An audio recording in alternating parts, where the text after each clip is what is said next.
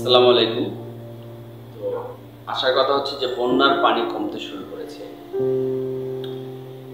আর বন্যা দুর্গত এলাকাগুলোতে আমাদের যারা ত্রাণ সহযোগিতা কার্যক্রম চালু হয়েছে, অনেক এলাকা হয়তো একটু ব্যাহত হচ্ছে, অনেক জায়গায় একটু সমস্যা হচ্ছে পৌঁছাতে, বা অনেকেই ত্রাণের আওতাধীন আসছে না, এবং কিন্তু এর মধ্যে অনেকগুলো কমিউনিটি আসলে কাজ করছে।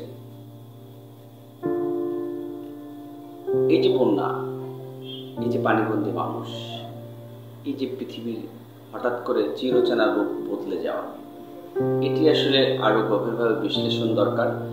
এটি আসলে আরো পর্যালোচনা করা দরকার, এবং ভবিষ্যতে এইসব যেন প্রতিরোধ করা যায়, যতটা সম্ভব মানুষগুলোকে সেফ সাইডে রাখা যায়, জনজীবনকে আরো সেফ সাইড করা যায়, সেই চেষ্টা আমাদের থাকা দরকার। আর আসলে এই সময় আমাদের সবার এক হয়ে সবাইকে সহযোগিতা করা দরকার। সো আমাদের সারা বাংলাদেশ থেকে আমরা সবাই যদি সবার জায়গা থেকে, যেমন প্রত্যেকটা বাজারে নিশ্চয় একটা কমিউনিটি আছে, বাজারগুলোতে, সিটিগুলোতে, বা এরকম যে কমিউনিটিগুলোতে আছে, সবগুলো কমিউনিটি যদি সমানভাবে কাজ করে যায় এবং মানে একদম সত্যিকার অর্থেই সাহায্যটা করতে চায়, এমন আর কি, যারা যতটুকু পারা যায় তাদের পাশে দাঁড়ানো, আমার মনে হয় যে সবার এই বন্যার্তদের পাশে আসা উচিত, সবার পক্ষ থেকে, সবার জায়গা থেকে, যার যতটুকু সম্ভব।